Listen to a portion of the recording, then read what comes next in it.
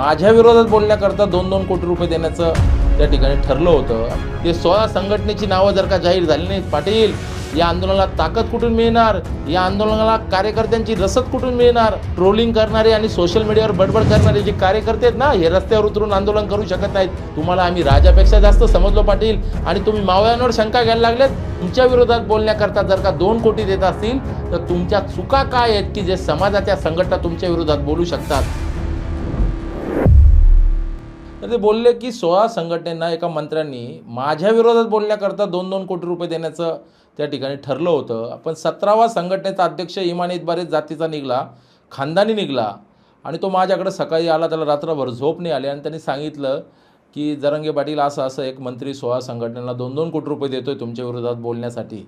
पण माझे दाजी तसे नव्हते, त्याच्यामुळे मी तसं काही करणार नाही, मी समाजासोबत राहणार आहेत।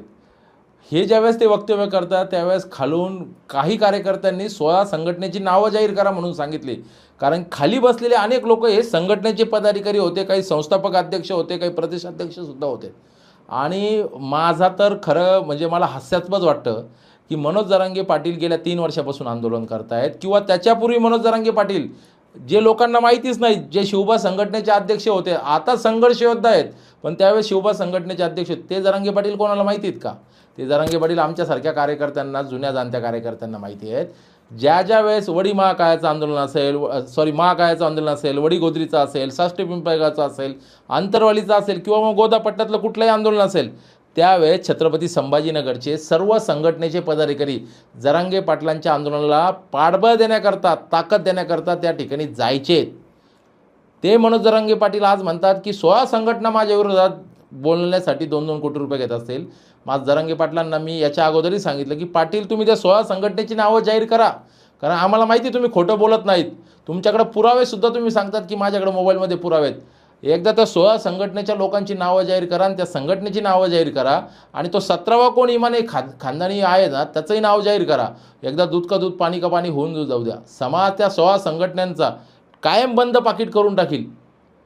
पण जर का त्या 16 संघटनांची नावं नसतील आणि समाजामध्ये मराठा संघटनांचा संभ्रम निर्माण होत असेल, उद्या आंदोलनाला ताकद कुठून मिळणार आहेत?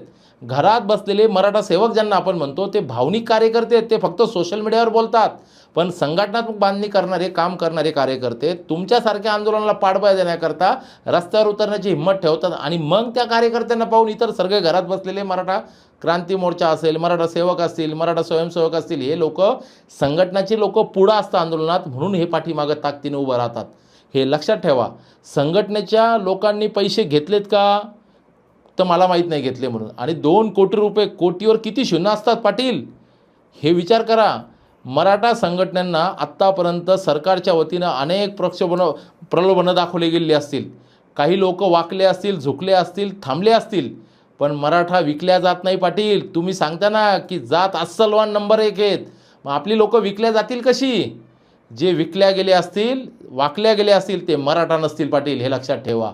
आणि मला असं वाटतं की पाटील कदाचित मराठा संघटनेबद्दल बोललेच नसतील, मग ते अदर कोणतरी 16 संघटना असतील, असंही मला कधी वाटतं। मी गंगाधर काळकुट्यांना सुद्धा या बाबतीत बोललो, ते सुद्धा म्हणले आता पाटलांना कोण प्रश्न विचारेल, पाटलांना कोण बोलल, तर मी सुद्धा पाटलांना त्या ठिकाणी जाऊन बोलणार आहेत, पाटील या 16 संघटनेची नावं जाहीर करा, कारण आम्ही सुद्धा एका संघटनेचं काम करतो, जी संघटना वैचारिक पातळीवर प्रशिक्षण देऊन कार्यकर्त्यांना तयार करते। छत्रपती शिवरायांचे विचार, बहुजन महापुरुषांचे विचार आमच्या डोक्यामध्ये, आमच्या मेंदूमध्ये आणि आमच्या आचरणामध्ये येत असतील, आणि जर का समाजाचं आम्ही काम करत असताना समाजाशी घात करणारे जर का समाजाच्या संघटनेचे काही लोक असतील तर ते लोक समोर आले पाहिजेत ना पाटील। किती दिवस अंधाई कोशिंबीर खेळणार आहात? एकदा दूध का दूध पाणी का पाणी होऊन जाऊ द्या, कारण तुम्ही एकदम स्पष्ट बोलतात, कधीच भीडभाड ठेवीत नाहीत। अरे मुख्यमंत्री सोडला नाही तुम्ही, मग हे संघटनेवाले की झाडकी पत्ती आहे, एकदा त्यांची नावं डिक्लेअर करा। आमचं जरी नाव त्याच्यात असेल ना तर आमचंही नाव जाहीर करा पाटील। पण जर का ते 16 संघटनेची नावं जर का जाहीर झाली नाहीत पाटील, या आंदोलनाला ताकद कुठून मिळणार? या आंदोलनाला कार्यकर्त्यांची रसद कुठून मिळणार? हा विचार करा, कारण की मराठा आरक्षणाचं आंदोलन थांबलेलं नाही आहे। तुम्ही 30 तारखेला उपोषणाची घोषणा केली, हे उपोषण कोणाच्या जोरावर? हे सगळं संघटनेच्या ताकदीच्या जोरावर आपलं आंदोलन चाललंय। मराठा क्रांती मोर्चा म्हणजे काय? सगळ्या संघटनांचं समन्वयांचं विचारपीठ म्हणजे मराठा क्रांती मोर्चा। आज संघर्ष योद्धा कसे तयार झालेत? संघर्ष योद्धा ह्या मराठा समाजाच्या संघटनेच्या ताकदीवर उभं राहिलेल्या आंदोलनाच्या माध्यमातून घराघरातला मराठा माणूस रस्त्यावर कोटीच्या सभेपर्यंत पोहोचण्याकरता या संघटनेची साखळी कामाला आहे, या संघटनेची ताकद, या संघटनेचा विचार कामात आलेला आहेत पाटील. त्याच्यामुळे मनोज जरांगे पाटलांना विनंती आहेत, पाटील आपण सगळेजण समाजाचं एक उद्दिष्ट घेऊन काम करतोय. सगळ्यांचं उद्दिष्ट समाजाबद्दल पॉझिटिव्ह आहे, सकारात्मक आहे. सगळ्यांना वाटतं समाजाच्या पदरात चांगलं जास्तीत जास्त काहीतरी पडलं पाहिजे. आज तुम्ही नेतृत्व करताय, समाजाने तुम्हाला मान्यता दिली आहेत, त्याचबरोबर या संघटनेने सुद्धा तुम्हाला मान्यता दिली आहेत. कुठली संघटना तुमच्या विरोधात आहेत? आज छावा संघटनेचे चंद्रकांत भराड सर असतील, वाकडे काका असतील, सतीश श्वेता मामा असतील, प्रदीपदादा सोळुंके असतील, श्रीमंत कोकाटे सर असतील, रवींद्र बनसोड सर असतील, अरे एवढंच नव्हे तर संभाजी ब्रिगेडचे शिवानंद भानुसे सर असतील, तारक सर असतील, संभाजीनगरमधले झुंजार छावाचे सुनील कोटकर पाटील असतील, निलेश ढवळे असतील, किशोर भाऊ चव्हाण संस्थापक छावाचे असतील, अशोक वाघ असतील, नितीन कदम असेल, आमचे स्वर्गवासी स्मृतिशेष राहुलदादा बनसोड असतील, रमेश गायकवाड असतील, असे असंख्य नावं मी तुम्हाला सांगू शकतो. ही सगळी छावाची मंडळी, गंगाधर नाना असतील, आप्पासाहेब कुडेकर असतील, नानासाहेब जावळे पाटील, स्मृतिशेष अण्णासाहेब जावळे पाटलांचे सख्खे बंधू असतील, अरे हे सगळी लोक, विनायक मेटे जे स्वर्गवासी आहेत त्यांच्या पत्नीसुद्धा तुमच्या आंदोलनाला पाठिंबा देतात. मग संघटना राहिली कुठली पाटील की जी तुमच्या विरोधात जायला या ठिकाणी तयार आहेत? एकदा नावं जाहीर करा, अन्यथा पाटील या आंदोलनामध्ये विस्कळीतपणा येईल, आंदोलनाची शक्ती कमकुवत होईल. ट्रोलिंग करणारे आणि सोशल मीडियावर बडबड करणारे जे कार्यकर्ते आहेत ना, हे रस्त्यावर उतरून आंदोलन करू शकत नाहीत. परवाची घटना जर का एखादा सोशल मीडियावर बडबड करणारा कार्यकर्ता पोलिसांनी उचलून नेला असता, पोलिसांनी हल्ला असता, तर तो सुसाईड करण्यापर्यंत गेला असता. पण आमच्यासारखे 24-24, 25-25 वर्षापासून काम करणारे कार्यकर्ते या पोलीस स्टेशनला आणि या गुन्ह्याला आम्ही घाबरत नाहीत, कारण की समाजाविषयी आमची एकनिष्ठता प्रचंड प्रामाणिक आहे. जेवढे मनोज जरांगे पाटील प्रामाणिक आहेत, तेवढेच सगळे शेवटचा मराठासुद्धा प्रामाणिक आहे. ही भावना या आंदोलनातून उभी राहिली पाहिजे होती. परंतु आता आंदोलन एक वेगळ्या दिशेला चालले आहेत. आरोप प्रत्यारोप करायचे आहेत, याच्या त्याच्यावर आरोप करायचे आहेत, पण पुरावा मात्र कुठलाच द्यायचा नाहीत. यामुळं नेतृत्वावर सुद्धा शंका निर्माण व्हायला लागल्यात. आपल्या आजूबाजूच्या लोकांचे वावराचे सातबारे फेरफार बाहेर यायला लागलेत. हे कशाची लक्षणे आहेत पाटील? आंदोलन संपुष्टाकडे चालले आहेत. गुलाल दोनदा तीनदा घेतो, पण समाजाच्या पदरात काही पडत नाहीत. आणि आमच्यासारखे कार्यकर्ते बोलायला लागले तर सांगायचं की भाजपने सुपारी दिली, कोणी म्हणतं राष्ट्रवादीने सुपारी दिली. अरे आमच्याकडून गाड्या बदलल्या गेल्या नाहीत, आपल्या आजूबाजूच्या लोकांच्या गाड्यावर गाड्या बदलायला लागल्यात, वावरावर वावरं निघायला लागलेत, लोक शंका घ्यायला लागले आहेत. आणि पाटील त्याला तुम्ही खतपाणी घालायला लागलेत. त्या 16 संघटनेची नावं जाहीर झाली पाहिजे. पाटील मी सुद्धा तुमच्याकडे भेटायला येणार आहेत. तुम्हाला या बाबतीत मी प्रश्न विचारणार, कारण तुम्ही आमच्या रक्तमासाचे कार्यकर्ते आहात, आमच्यासोबत काम केलेले आमचे बांधव आहात. आज समाजाने तुम्हाला एका उंचीवर नेऊन ठेवल्या आहेत, त्या उंचीप्रमाणे नैतिक जबाबदारी आपण ठेवली पाहिजे. समाजाला योग्य दिशादर्शक आपण मार्गदर्शन केलं पाहिजे. ज्या प्रामाणिक भावनेने तुम्ही लढतायत त्या प्रसाद लाडची जर का भूमिका बदलत असेल तर समाजाच्या संघटनांचं काम करणारे लोक आज तुमच्या विरोधात जातील कसे पाटील? प्रसाद लाड असेल, तो तिकडचा नागपूरचा कोणता आमदार परनीय फुके असेल, या लोकांच्या भूमिका आज तुमच्या सातत्याने केलेल्या कामाबद्दल जर का बदलत असतील तर मग समाजाचे काम करणाऱ्या संघटना तुमच्या विरोधात जातील कशा? हा प्रश्न मला एक कार्यकर्ता म्हणून पडतो पाटील. मी तुमच्या एवढा मोठा नाही, तुमच्या एवढा मोठा संघर्ष योद्धा नाही, पण गेल्या 24 वर्षापासून ज्यावेळेस समाजाचं काम करतो असंख्य गुन्हे आमच्यावरही पडले असतील, पण त्याचं भांडवल कधी आम्ही केलं नाहीत.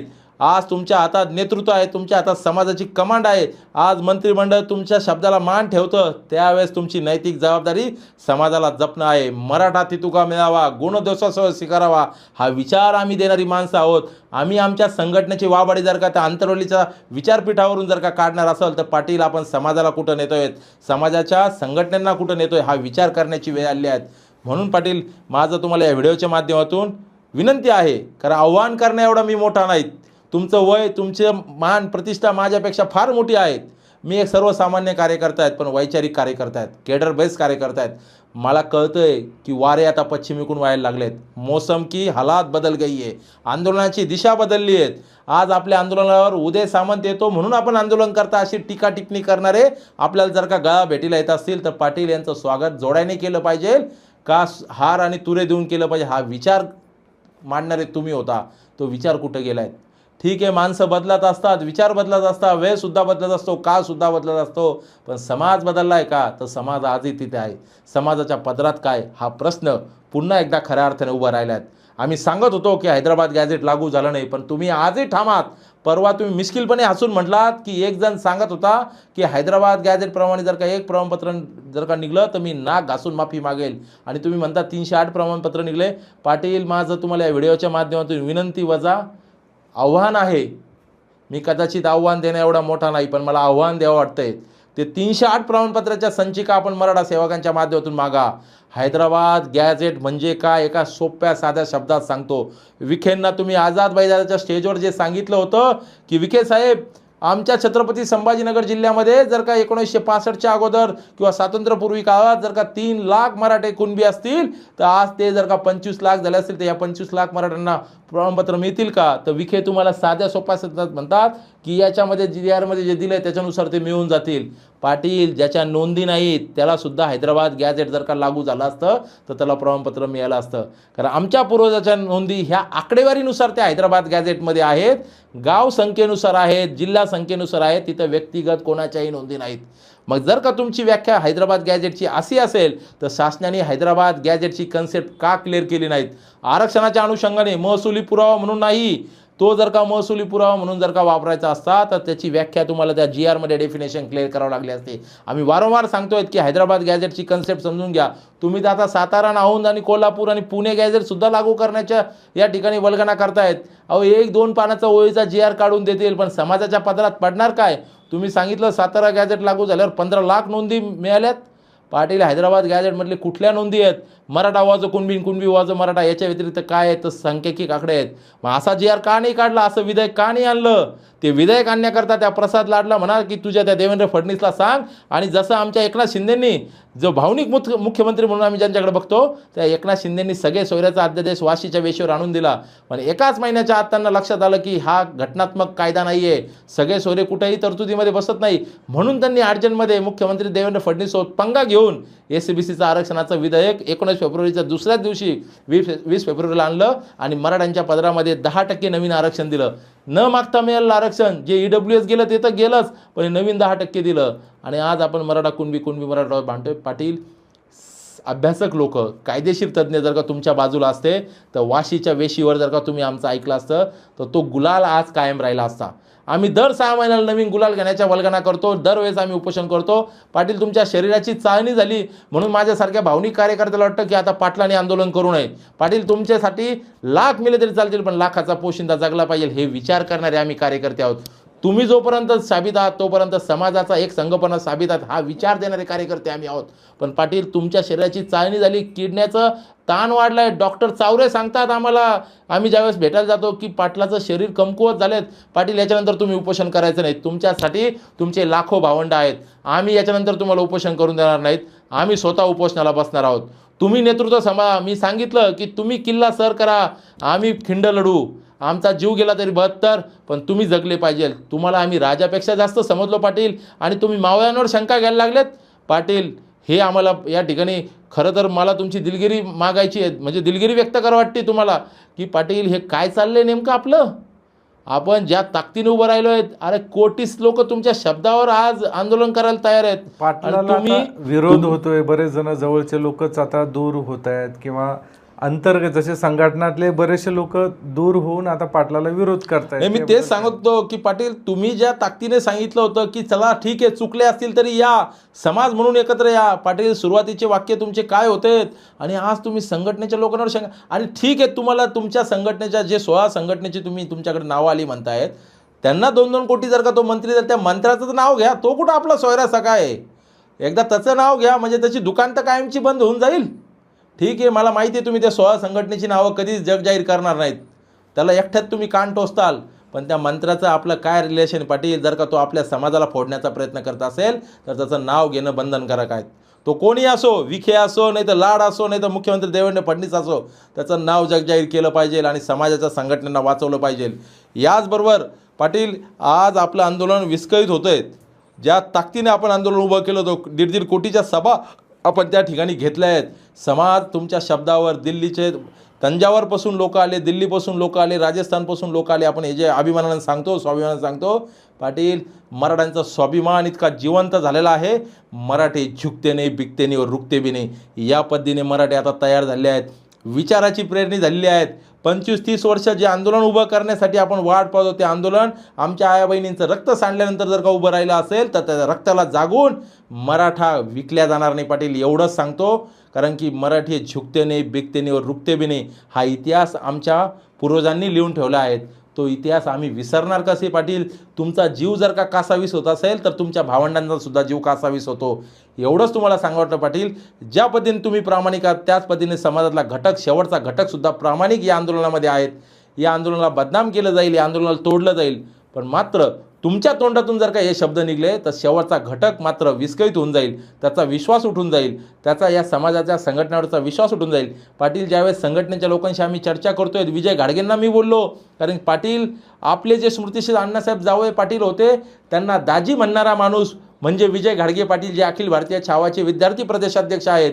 त्यांनासुद्धा मी बोललो की तुम्ही तर 17वे अध्यक्ष नाहीत ना, कारण दाजी तसे नव्हते. म्हणजे ज्यांचे दाजी वारले, स्मृतिशेष झालेत, त्यांचे मेवणे कोण? ते विजय घाडगे. ही शंका आम्हाला निर्माण झाली. मग आम्ही विजय घाडगेंना सुद्धा विचारलं, तर विजय घाडगे म्हणले मलाच आता 4-5 जणांचे फोन आले, मीच पाटलांना म्हणणार पाटील नेमकं तो दाजी म्हणणारा कोण? हा प्रश्न या निमित्ताने तयार होतो. पाटील, कमीत कमी मराठा संघटनांना तरी जवळ घ्या, त्यांच्याशी चर्चा करा, संवाद साधा, आंदोलनाची दिशा ठरवा. तुम्ही जरी नेतृत्व असले तर तुमच्यासोबत अनेक संघटना त्यांच्या पातळीवर या आंदोलनात ताकद देण्याचं काम करतायत. मी फार लहान कार्यकर्ता आहे पाटील, तुमच्यावर बोलण्या एवढा मोठाच नाहीत, पण तुमच्या विरोधात बोलण्याकरता जर का 2 कोटी देत असतील तर तुमच्या चुका काय आहेत की जे समाजाच्या संघटना तुमच्या विरोधात बोलू शकतात, याचाही विचार आपल्याला दुसऱ्या बाजूला करावा लागतील.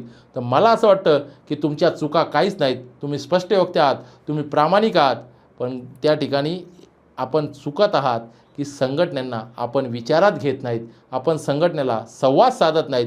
ज्या संघटनेच्या प्रमुखाने आरक्षणाची लढाई सुरू केली, आरक्षणाचा आम्हाला तुम्हाला शिकवला, ते आरक्षण करते, ते आरक्षण याचिका करते, ते आरक्षण अभ्यासक आज आपल्या आंदोलनात कुठेतरी लिंबाच्या झाडाखाली बसलेले असतात. त्यांच्याशी कधीतरी विचारविनिमय करा. जे आमच्यासारखे नव अभ्यासक तयार झाले यांच्याशी कधीतरी हितगुज करा.